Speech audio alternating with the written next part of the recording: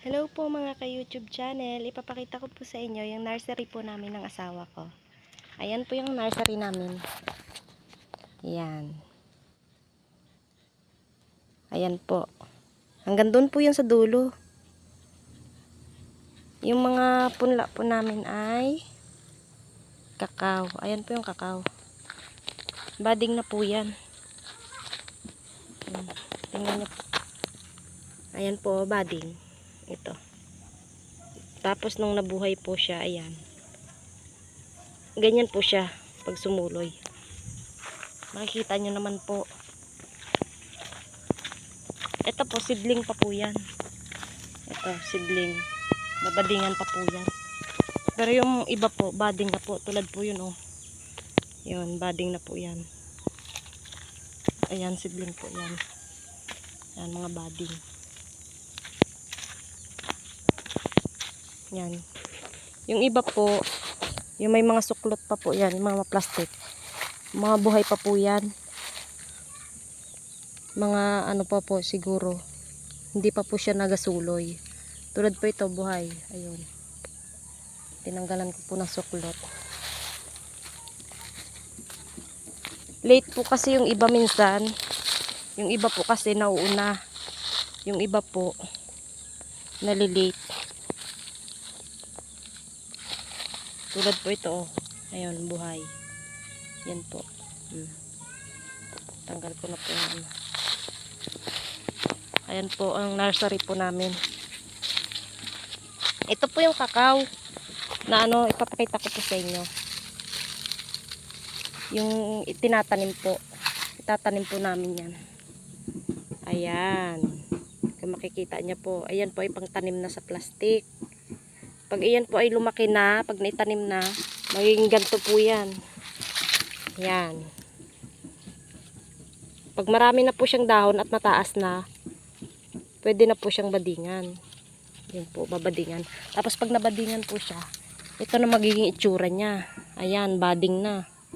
Ayan. Kung makikita niya po, bading na. Yan, may mga dahon na. Ayan. Ito po, paggulangin lang po ang ano nito, ang dahon. Pang-deliver na po yan. Mabibili na po yan.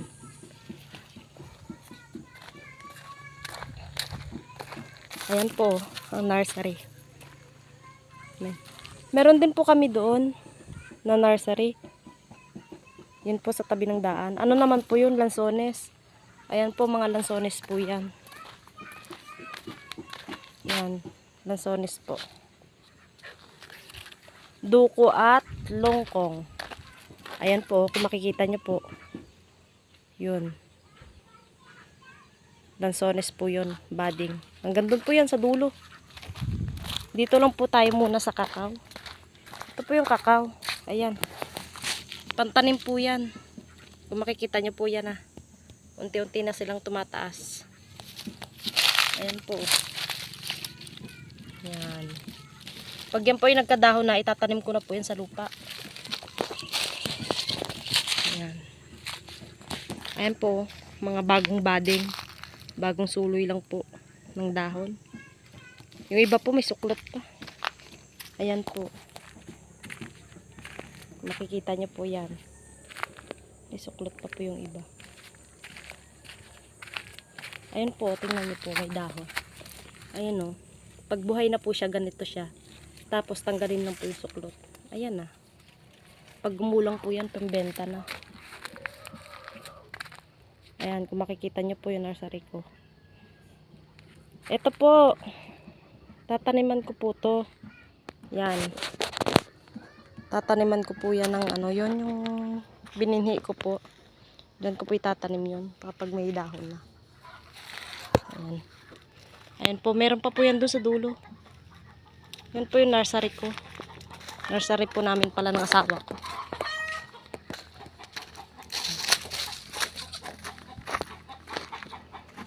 Ayun po yung bahay namin.